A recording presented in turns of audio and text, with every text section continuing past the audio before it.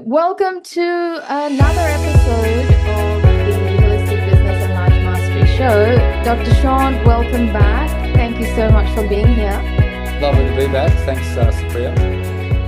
We're in the middle of summer in Sydney, right? We've just started summer. And today's topic will be learning to listen to the body, the language of the body, which is a follow-up from last episode we did on unpacking burnout.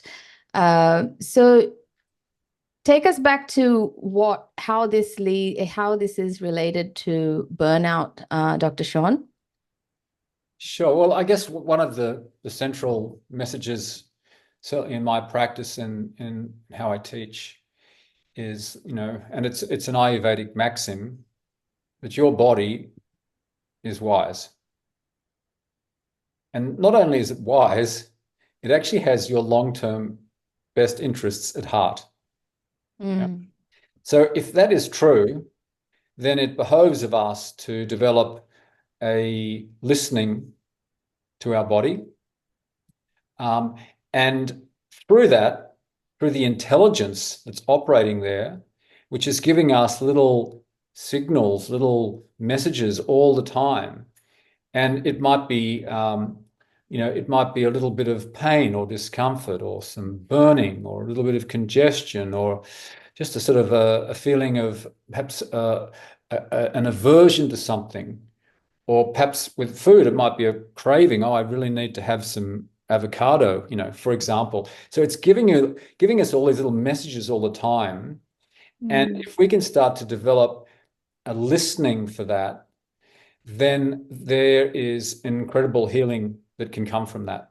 So if we're talking about healing from burnout, I think most people who've had burnout, when they've come to me, they've said, well, I know this has been coming for a while because I've been getting all these messages from my body in various ways, shapes, or form.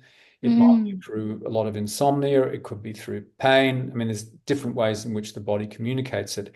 And for lots of, inverted commas, good reasons, we choose to override that. We're overriding the body. And as we've discussed, that's part of a broader societal issue.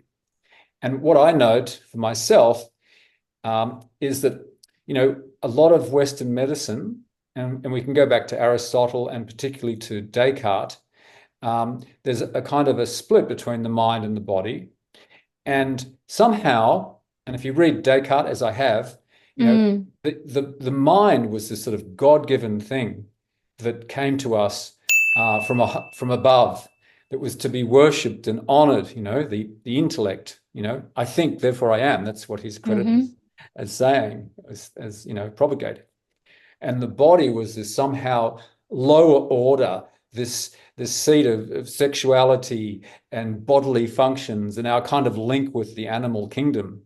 And so that split. So oftentimes, to my way of thinking, what's come out of that is that we've sort of unconsciously taken on this culture or this way of thinking about, like, we override the body, no pain, no gain, just stiff upper lip, push through, it's got to be done, suck it up, take a chill pill or a cement pill, whichever way it comes to you. And, it's reflected in television programs. Not so long ago, there was a program called Man versus Wild.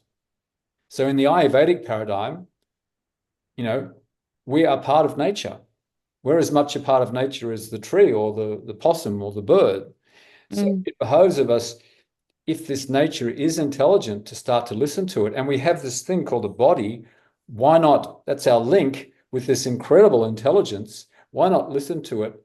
And maybe, just maybe, through doing that, we can start to manage our mental and physical health better and nip diseases or illnesses in the bud.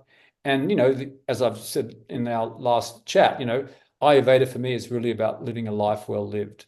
So it's like, if we can raise the body up to this higher order, which is counter to the culture that we live in, largely, then there's enormous benefits that can accrue from that, not just with healing from burnout, but any kind of illness. And I guess in my medical practice and in teaching Ayurveda, I'm encouraging people to listen to their intuition.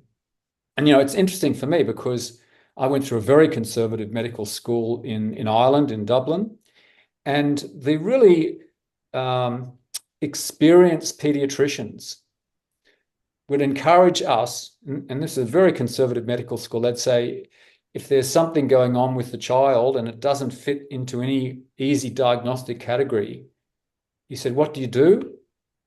You ask the mother. What's her intuition and feeling? Because often the mothers would be very tuned in and they have a feeling about what's going on with their daughter or their son, especially when they're young. Yeah, they may not be able to really articulate it for themselves as young children, but oftentimes the mother would have a feeling, oh, I think it might be related to this. And so, the intuition, it does live in our society. It's been relegated to, women, but we all have that ability. And, unfortunately, the intellect rules supreme, hence our infatuation with technology from my perspective. But if we, and something wrong, I'm not saying there's anything wrong with technology, but if we can balance it through listening to our own cosmic computer, our own body, there's just so much there, so much richness, so much meaning, so much satisfaction. And in the context of illness, and as a doctor, there's a lot of guidance that we can get. Mm. That's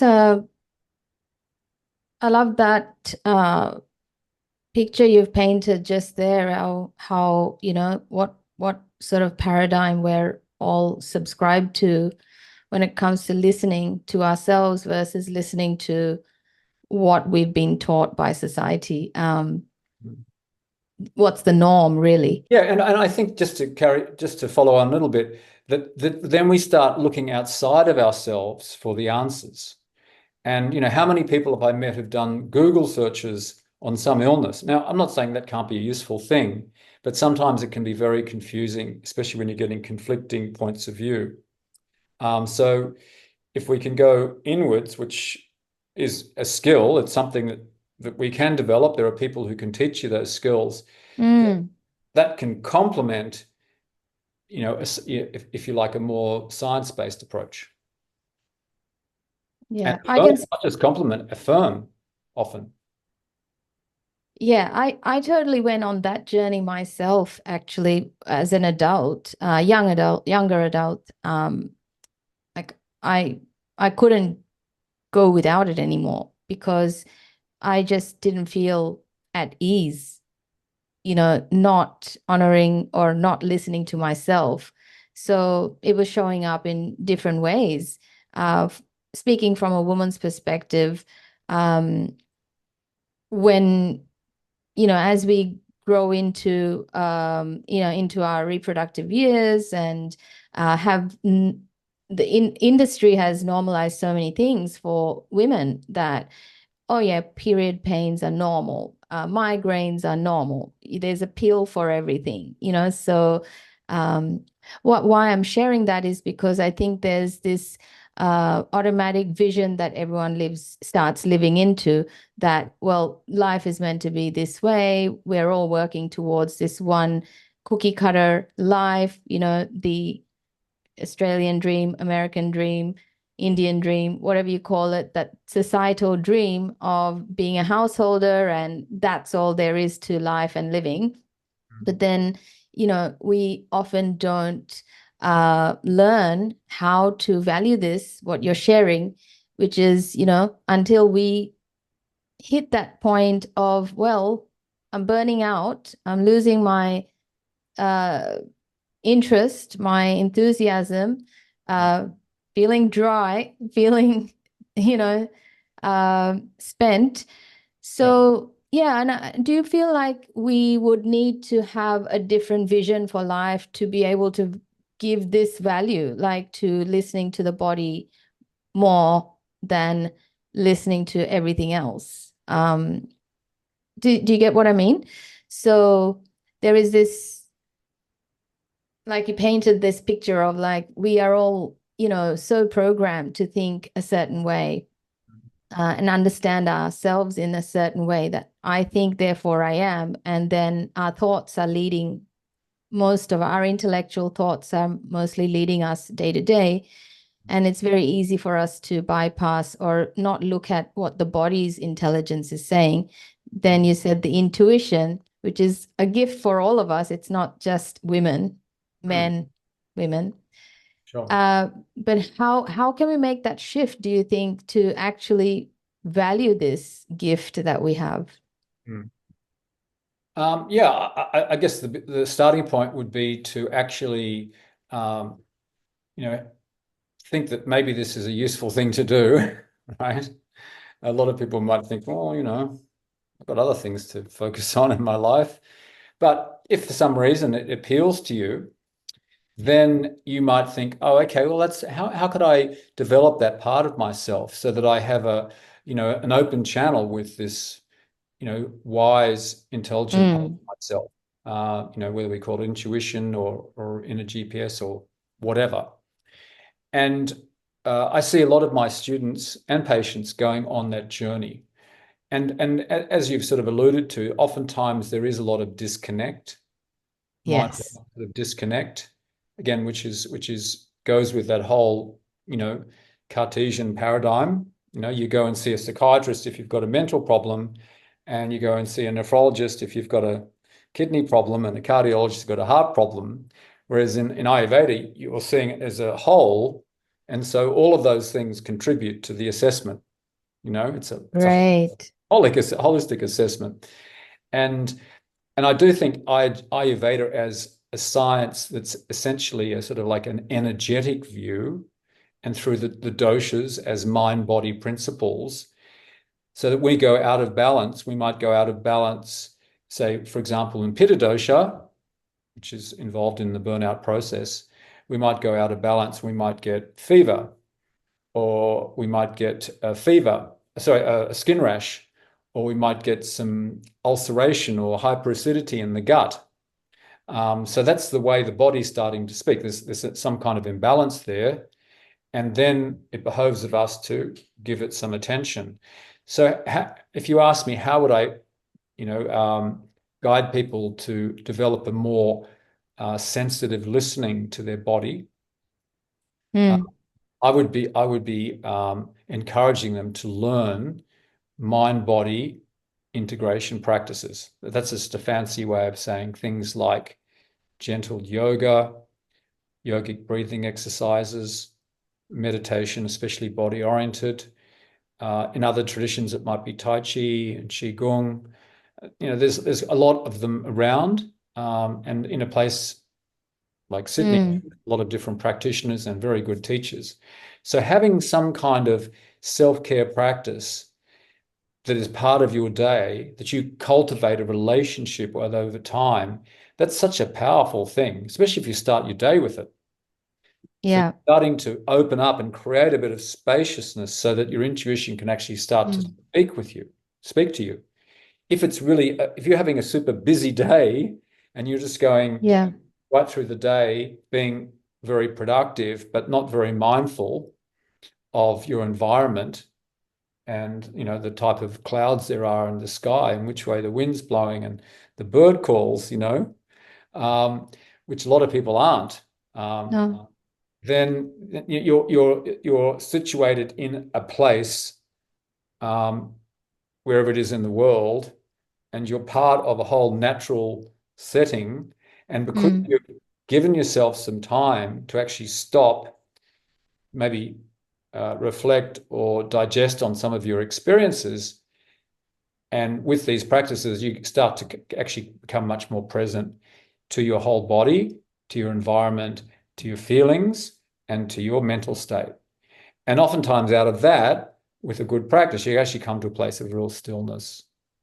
And then, yeah. and then the universe is just full of everything. There's just so much happening. It's all coming, and you're just like this little receptor dish for everything that's happening around you, which is incredible. Like it's full of potentiality and meaning. And that's just like a blessing when you get to that place, even if it's only for like 30 seconds in your whole day. Like that's Mm, such a special thing. So yeah, so I think cultivating and getting a good teacher for some mind body integration practices. Um, the other thing I think is very useful is to actually be around people who are fairly intuitive, um, rather than people who might likely to dismiss you because it's illogical, you know? Which is 90% of the world.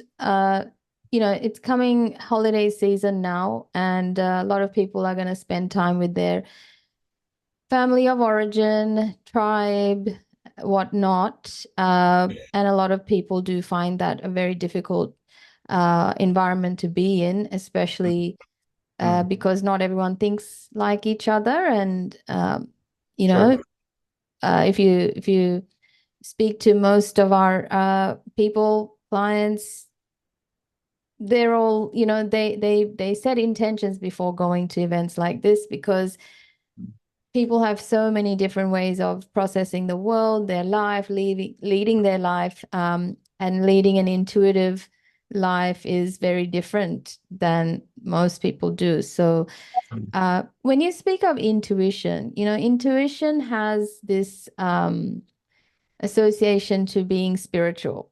Have you heard that? But I haven't heard it directly No? like that, but I guess, it could be in the similar ballpark, same ballpark. Yeah. Yeah, until I Mm. learned uh, how to listen to my body or self, I feel like I would also have classified it as, Mm. oh, we have to be spiritual, yeah, to be intuitive. Yeah. What is the distinction between listen, like what is how is intuition? What is intuition? You touched on it briefly just then, where you Mm. were speaking about the mind, body, emotion. Mm. Um, but tell us a little bit more about this skill of being intuitive. Mm. Is Yeah. that what you mean by listening to the body? Um, well, it can be. Oh, let's start with the word intuition. And I should Yeah. say, in my classes at Nature Care over 20 years, I have asked probably thousands of women that very question because I didn't feel Right. qualified, even though I think I am reasonably intuitive, just for some reason. Mm-hmm. And a lot of them would say it's just a knowing. It's not something that they've thought about cognitively, and that the knowing just comes to them. Some women will feel it in different parts of their body, but it doesn't involve a cognitive process. It's almost like it just comes to you.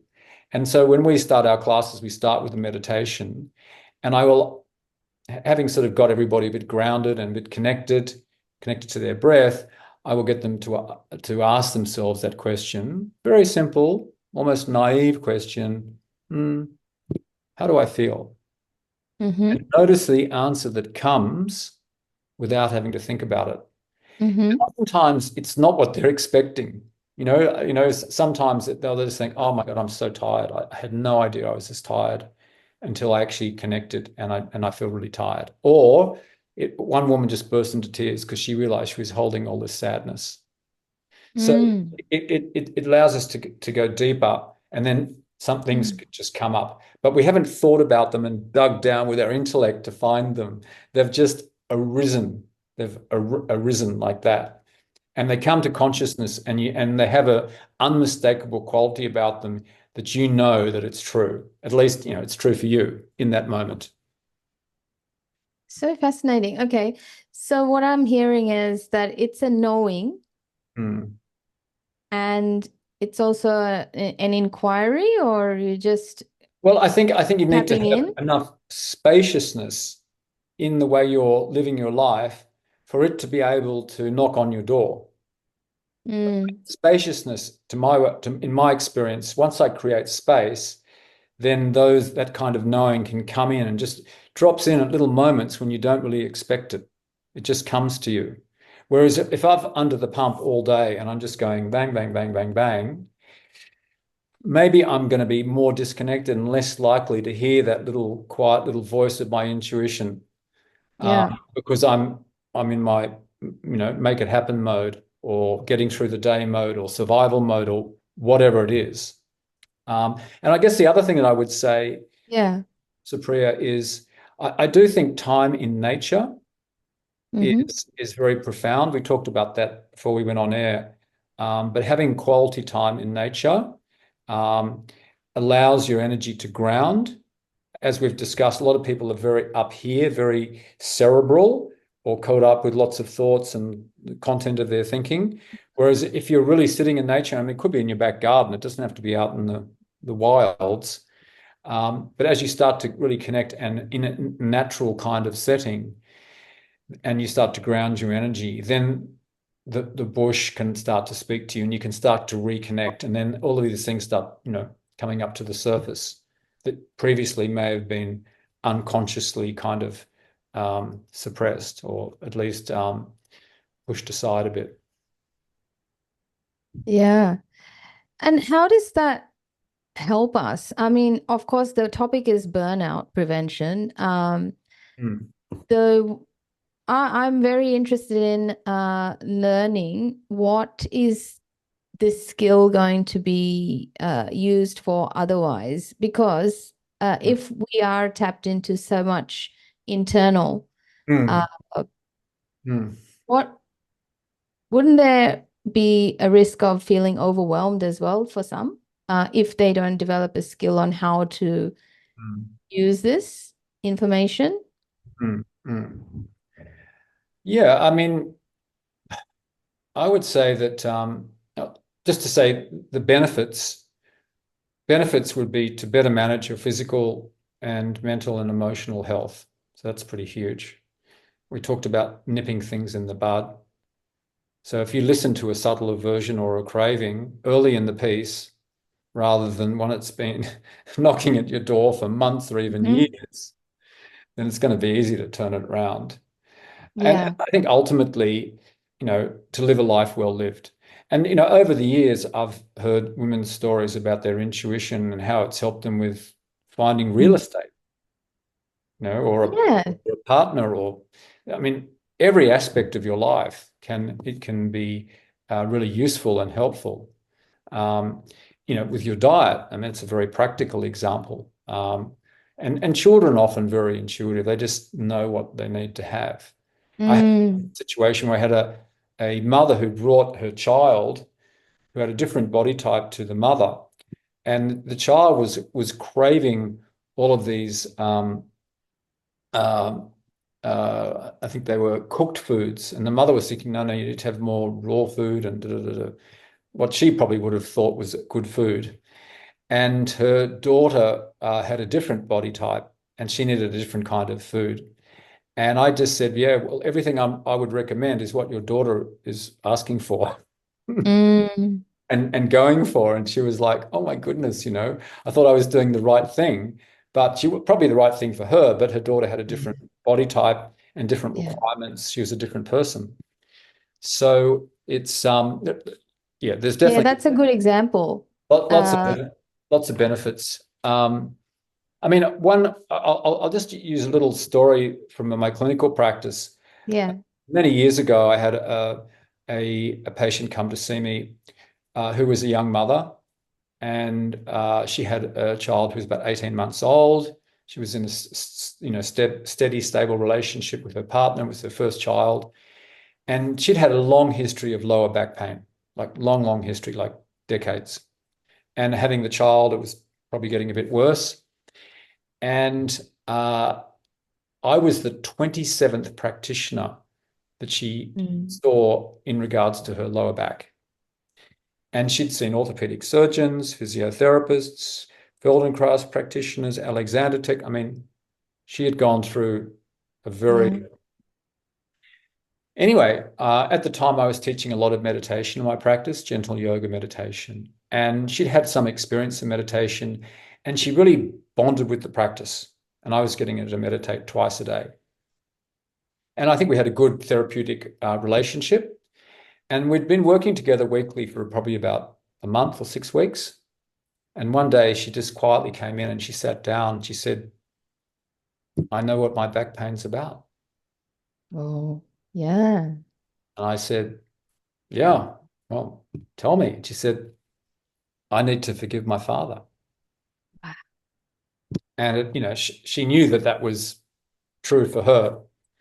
And to her credit, she actually put in place and contacted her father and put in place, a process around that. And her pain went from 8 to 9 down to 1 to 2, just like that. That's awesome. So, that's like a very tangible example of what I'm talking about in terms of the language of the body and how it has your long-term best interests at heart, because it's a call to attention. Otherwise, we just do things the same old way. Creating that, as I say, that spaciousness, um, and in the first place, to invite that into your life, to be open to it. And in my experience, once you consciously invite that into your life, it can show up very quickly. You Yeah. sometimes you wait a bit. Sometimes it just happens like out of the blue. You think, how did that happen? It's incredible.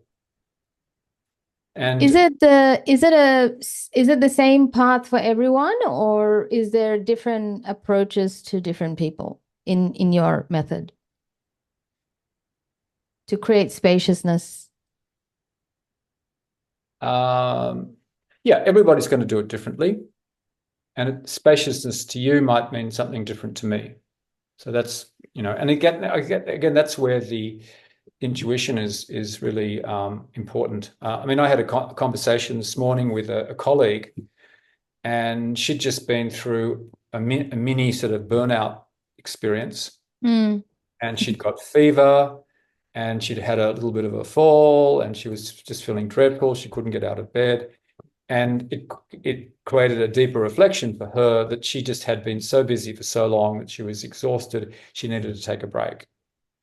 And we had a chat about how can you get some more time off work? How can you maybe do less, say no a bit more, rather than always filling up your day in a really busy way? Um, and actually having some quality time for yourself, like a week off, not multitasking, Yeah.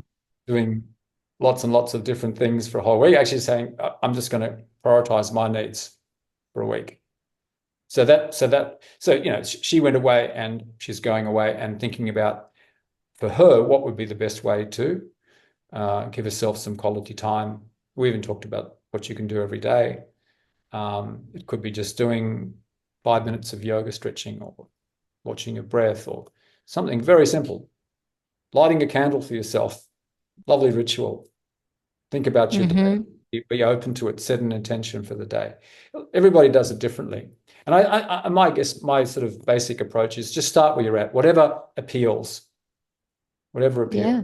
It might be going for a walk around the block. It might be having a swim. It might be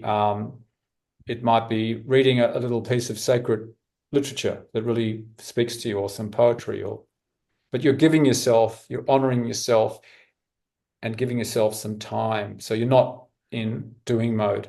You're actually in honoring yourself mode in some way, shape, or form.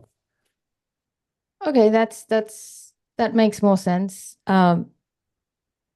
More being than doing.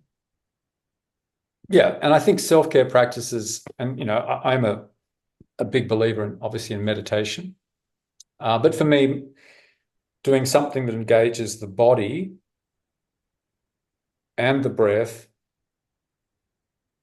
and meditation is going to be more likely to bring the kind of practice that you're going to want to come back to. I hear it for a lot of people. Oh, I know I should be meditating. There's a should. It's sort of like a chore. I know.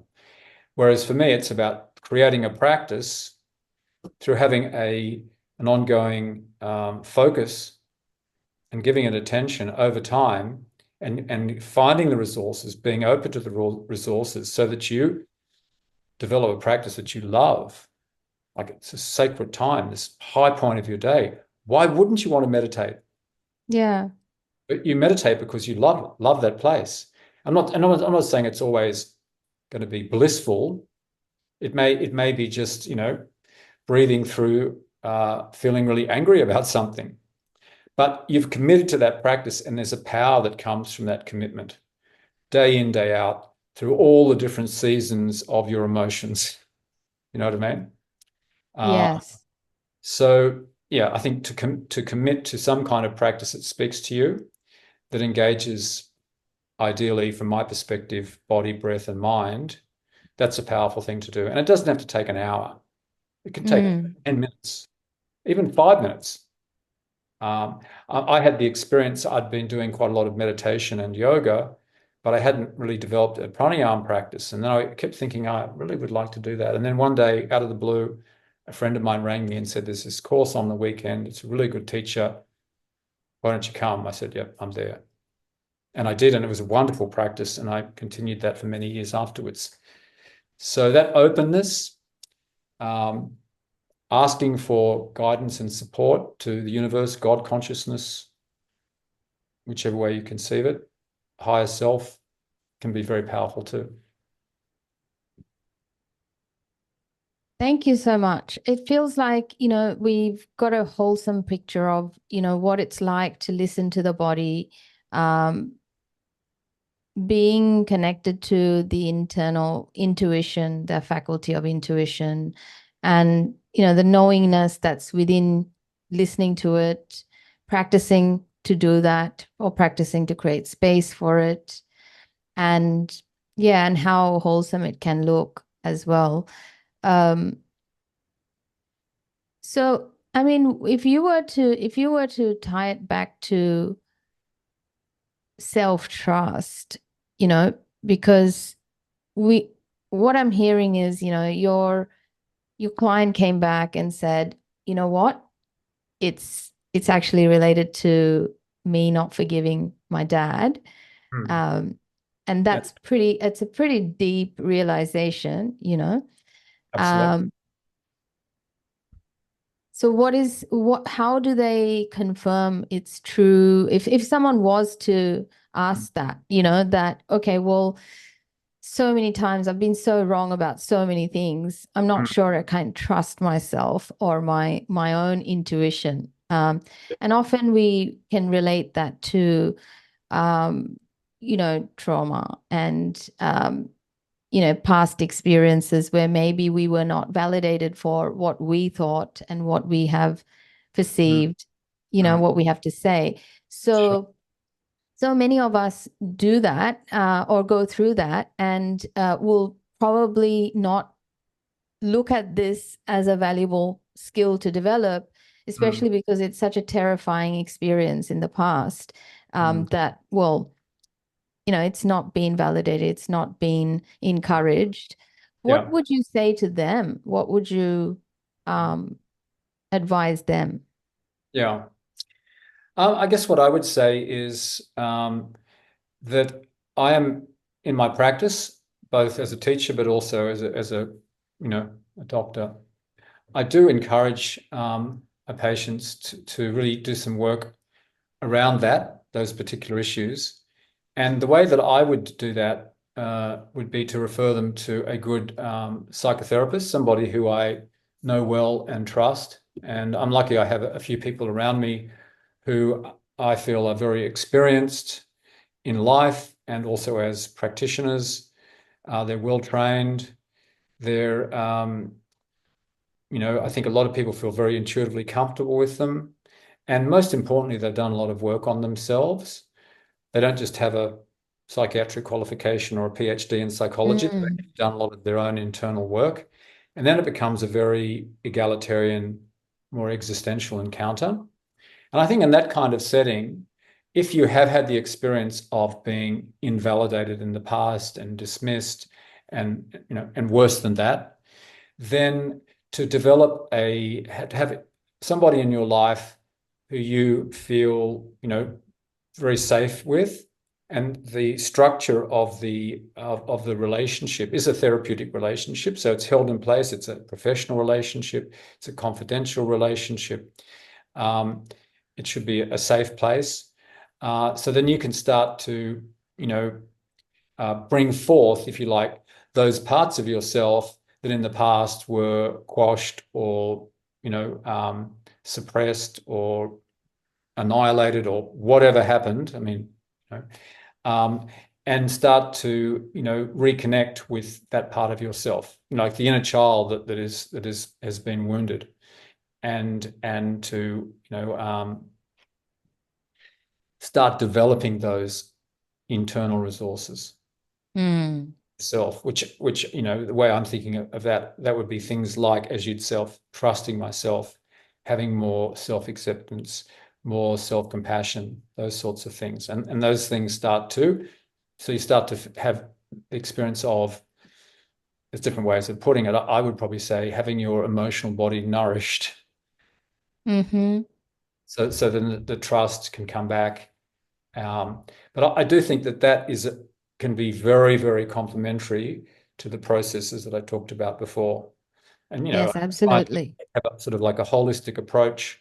It's interesting for me because a lot of the um, more experienced Western Buddhist and yoga teachers have, in their later in their life, really got profound interests in psychotherapy and Yeah. psychology, often becoming psychologists, psychotherapists.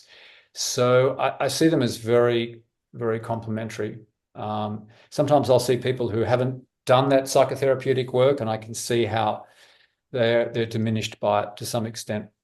I mean, everybody has a different path, but that's Mm. just my observation, personal observation. I think, well, probably if you did a little bit more work on your shadow, you'd have some breakthroughs. But for whatever reason, they weren't going there. That was just I guess, my judgment, my assessment. Yeah, I hear you. And that was definitely my journey as well. The reason why I took to coaching and developing self-esteem, skill set, and some sort of a language around it, because it's just we accept it as it is, so we accept it as if it's our personality. That's how we operate. Mm, Um, I'm just speaking for the whole, but I'm speaking also of myself, how I developed it. And I found that just simply doing yoga, breath, like pranayama and mindfulness mm, wasn't just enough, because there was this other part of me that would not be able to follow through on other things in life. mm, And there was because the reason why burnout, usually we talked about it, right? It's happening because we're dismissing our experience, and our mm, experience is so holistic. It's not just, oh, I'm just incapable of doing blah blah blah. We're experiencing so many things at a multidimensional level, like on a mental, physical, emotional, and digestive level. And what you're saying today is, there's this spaciousness, and then we meet our true selves, don't we? We meet all the noise that's within as well, mm, through that, the internal mm, story. mm, And once your client, or once we can get the help to develop skill set that can help us trust ourselves, trust the intuition, the message, mm, um, then it maybe becomes a whole new way of being, right? It's being able to trust ourselves, being able to make new decisions in life, as far as, lifestyle choices go, who we want to be, who we want to show up as, mm, both at home, relationships, business, mm, to our clients. So a whole new world can open up from doing this deeper work, which is, starting with the body, which is what mm, I love about this topic. Is just, we often don't look at building internal resources, because we're so geared toward what have I done today? What have I built today? What have I produced today? But this side of you, what you just highlighted to us, is just something we don't speak much about, which is this building the intuition, mm. building our connection to ourself, the true self, and also getting the help we need. Um, So when you talk about the method that you use, it sounds like it's personalized to different people Yes, or where necessarily. they're at. I guess the other thing that I become more and more conscious of is that, we are social creatures. Yeah. We live in a social milieu. And they've done studies in various parts of the world to see, why certain people live longer, whether it's in Okinawa or in Sardinia or wherever. And oftentimes they are part of a community. And within the community, there are lots of different types of people, but you're having daily interactions with them or coffees in the marketplace. Um, they may not be your best friends, but you're sort of interacting with various, could be a Mm. shopkeeper, could be the coffee shop owner, whatever. Um, and that's really helpful for longevity. They may not be the happiest people in the world, but they're part of this, fairly rich social, kind of context. So I'm very conscious. This is very much echoes what's said in Ayurveda and yoga is the power of what we call community, or in Ayurvedic terms, we actually go another step, or yogic terms, and we talk about sangha or spiritual community. So having people around you who are sort of on the same wavelength, they may not be your best friends, but there's something about them or those people and yourself that you have in common. It might be an interest in bush care. It might be an interest in regeneration. It might be within the context of yoga school. I observe it a lot at Nature Care College. Students coming with chronic health issues, relationship problems, and they come and they do courses with some, Hmm. good teachers. They start to become part of a student body, make new friends, and the transformation's, relatively effortless. Um, and it's that social milieu that we're part of. And when it's a good social milieu, then we can feel safer to express ourselves and be who we are. Yeah. Mm. And that's such a powerful thing when we've got So that. powerful. This and my personal, I go to the beach. I have a lot of very different types of people who I connect with at the beach. But the one thing we all have in common is we love the ocean. Yes. This little patch. So it Yes. doesn't matter who that person is, whether they're in their 90s or, little school kid who's on the surfboard next to me, everybody's got that in common. They love being around the ocean. So that's like a uniting force between us that we Yeah. can all share, which is, pretty cool. So yeah, I just wanted to put a plug in for that social context as well, Totally.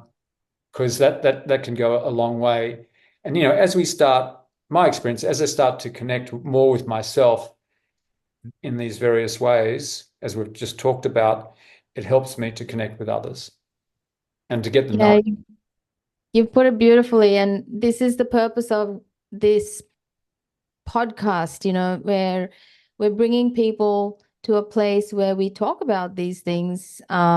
It's not general. It's by all means, this is for a certain type of person who's wanting to be of service, who's wanting to do things and contribute in a meaningful way, people on their path of dharma and, karma as well. So totally resonate with what you said.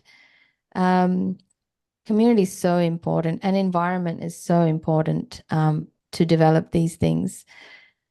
Yeah, so when we're listening to our body, just a couple of more questions that I think Sure. would help. So is it logic or is it more, what sort of a language are we thinking of? I mean, you said that it's more of a spaciousness, the Mm. answers come because it's more of a knowing. Uh, mm, how would you describe the language of the body? I mean, is it like learning any other language? What's the Okay, so context? well, I mean, the beauty for me as somebody who's done some training in Ayurveda is that Ayurveda has some basic principles, the five element theory, the three doshas, that help us. in that journey of understanding the language of the body.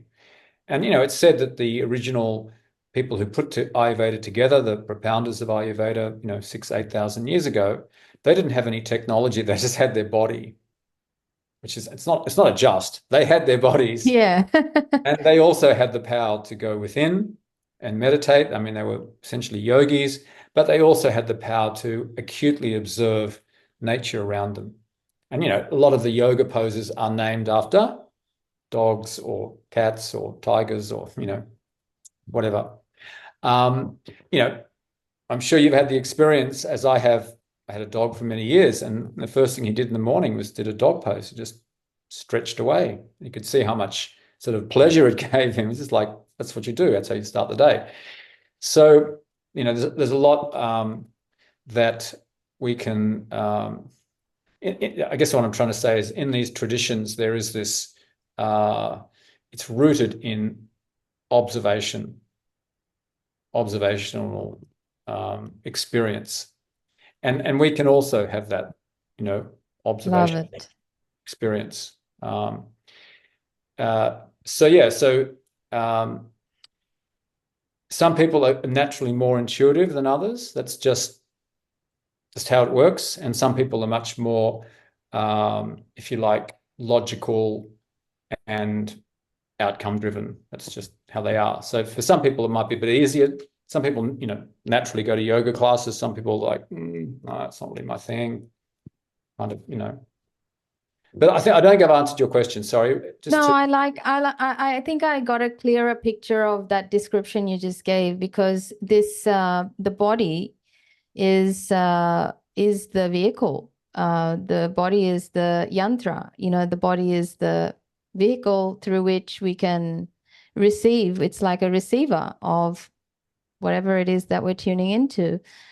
So I really resonate with what you shared about that. The practice of yoga can help us achieve higher levels of I don't want to say the word intuition. It's got so many meanings for so many people, but I think that you've said it in a way that we can all understand, which is it's observation. We witness and we observe, and it's not that logical as, I mean, another thing I could ask about that is, like you said, there are some people that know that that's their intuition. That's my house. That's my partner. That's right. That's wrong. That's not good. This is not going to happen. Um, Sometimes that can be very logical as well, right? That can be more logic driven, can't it? Yeah, I'm not Yeah. trying to say that everything has to be intuitive. Logic has a place 100%. I use Mm, logic a lot myself, but it's about the balance. It's, if you like, left brain, right brain, that they can complement each other. Intuition and logic can complement each other, or yeah. intellect's powerful. You just don't want to overuse it. That's the thing. There are Yeah. other means of, understanding life, and put them together. Wow, that's fantastic. It's just that we're a bit lopsided. Yes. Habitually. Mm. Got it. And I guess the other thing to say, and I won't go into this too much because I think it's a bit beyond the scope of our talk, but Ayurveda, through the doshas, which are essentially body, mind principles or energies, it has a way of understanding how our quality of our thoughts and our emotions and our physical body are one energetic whole. And so we don't sort of push away or disconnect parts of our experience, because it's all mixed in together, you know. And so, if you talk about Vata dosha, so at the psychological level, it's more about fear, right? Mm-hmm. Forms of fear. And the cardinal symptom of Vata out of balance in the body is pain. So that's one. I'm really simplifying massively Yes. here. No, that's good. Yeah. Then you go to Pitta dosha, which is more fire. Vata was wind. So its cardinal physical symptom is burning in the body, whether it's in the gut or on the skin or wherever, in a joint. And psychologically, it's going to manifest as anger or various types of anger, frustration, resentment, etc. And then we look at kapha. So its physical form in the body is mucus and congestion, swelling, congestion. And at a psychological level, it's more associated with sadness and grief. And there's different parts of the body where these different doshas are held. So it does give you some sort of like left brain ideas about like where to go in order to understand what's going on in my experience. It'd be more satisfying to the intellect because they are quite logical. Once you understand the principles, it's very logical. And yeah, I've certainly had the experience myself where I got quite sick when I was in India 27 years ago, and I actually had amoebic ulcers in my bowel. And I went through a period when I was gluten intolerant. And I also had a low iron, yeah. And so what I found was that around the time that I had the low iron, and I had a vegetarian diet at the time, I was craving things like cashews and hummus, chickpeas. And I later found out that they're very rich vegetarian sources of iron. I couldn't believe, every time I went to the supermarket, I had to buy some cashews. I was just going through buckets of hummus, and I was like, "Oh, what's going on here?" And over time, I went with that intuitive. I didn't even know it was intuitive. I just knew I had to eat cashews. I didn't know why, but my iron levels came up to normal. So I didn't really read that in any textbook. But later on, I found out, after the event, that they were really rich sources of iron, and my body just knew that's what you need. Great. I mean, it's just Great a little example. story from but I've had other patients, pregnant mothers who've, had very powerful cravings, which were going to help their successful, pregnancy and their unborn child, etc. And sometimes the cravings are quite unusual. They're different with different pregnancies, all that kind of thing. I actually did a paper on it when I was a medical student on pica, Pica, and pregnancy. So that's for my experience with pregnant women is that their intuition speaks to them incredibly powerfully, like ridiculously powerfully. And so whether it's in regard to diet or type of child they're bringing into the world, etc. So that's when it's often like crystal clear. It's for example, I had a vegan mother who was craving steak. She'd been a vegan for like 20 years. She was craving steak, which was putting it into quite a spin philosophically. So yeah, that's the power of Beautiful. Love it. So I would just love to summarize today's chat and how this is so would you consider this as an essential skill to preventing burnout in your professional opinion? I think it's incredibly powerful, absolutely, because we all have a body, and the view that it just sort of carries around our intellect and our brain, rather than being this incredibly wise thing.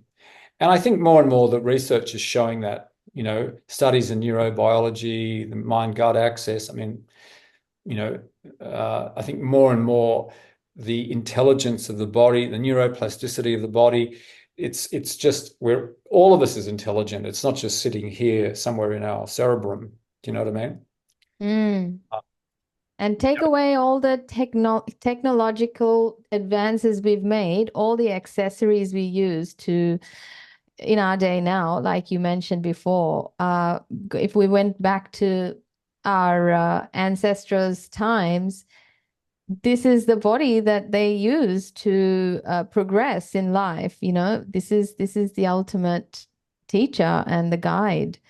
So yeah, I mean the rishis or the Taoists or the Sufis, they didn't have a lot of technology to help them out, but they still managed to figure out some pretty profound principles. so many things. How to heal, how to live a life well lived. Yeah. what's really important.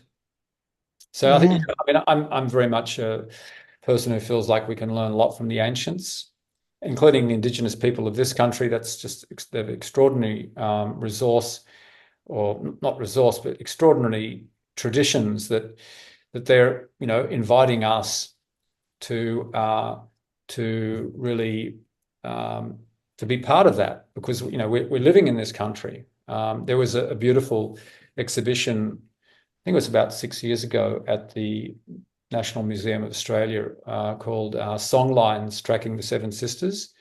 And Okay. these elders offered this songline that goes from up in the Kimberleys right down into Central Australia. And at the beginning of the exhibition, the curator, who is Indigenous, Margot Neal, talks about, that they're offering, despite the things that have happened to them in the past, the atrocities, the dreadful things, they're offering this songline to the people who live in this country. This is part of our history, Mm.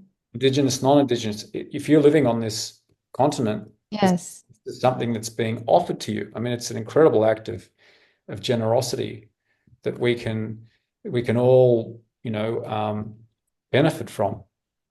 But very inclusive approach. So interesting. So moving into the next episode, how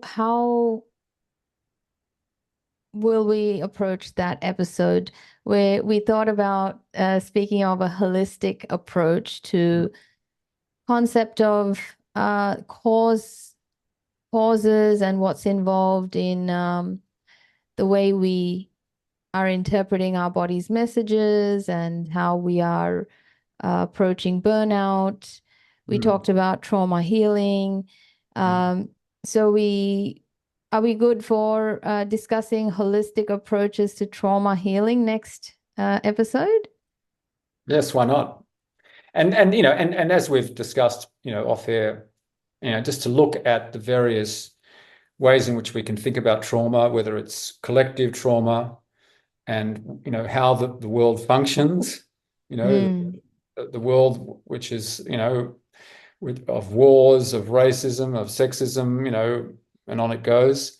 Then we can talk about it at the more, if you like, generational level and how it moves through generations. And then we can talk about it within the context of, natural disasters, or, war situations, or within the context of a family. That's where most trauma takes place, within the context of a family. So the familial or intergenerational trauma. Then we talk about, what it means to the individual and how to work with it in a way that can support healing. So this, it's, as we've discussed, it's a big topic, and hopefully we can, speak to it in a way that's helpful to people listening.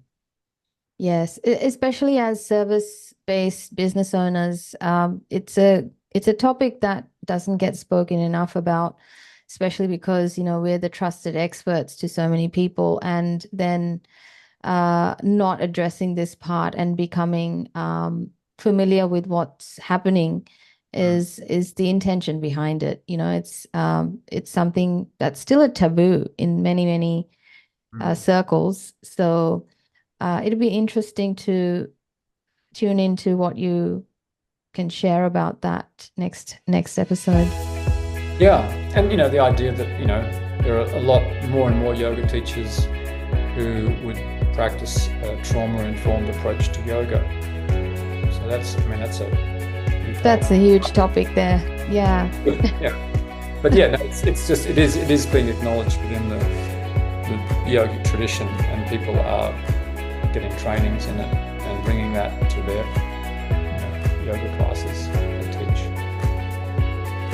Cool. Okay. Well, thanks so much for your time today as well, shedding light on how to learn the language of the body and sharing your expertise and case studies on, helping us understand how to embrace our intuition and learn to build that self-trust and agency.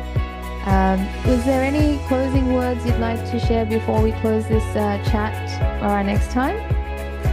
I just think that it's just great that we're having this conversation, and if we can, get. I mean, I've got my own perspectives, but I know other healthcare practitioners and people who've got their own experiences, whether they're coming from Chinese medicine or somatic psychotherapy or whatever.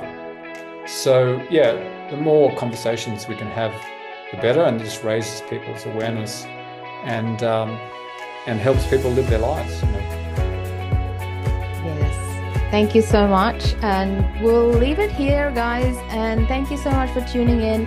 Now, I would love to encourage all of our listeners and those of you that watch us on YouTube to leave questions, comments, and give us some interactions on how you're feeling and hearing all of this information and how this is impacting you on your journey.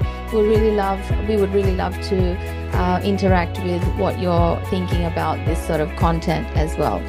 All right, until next time, have a good week, and we'll be back with another one next week.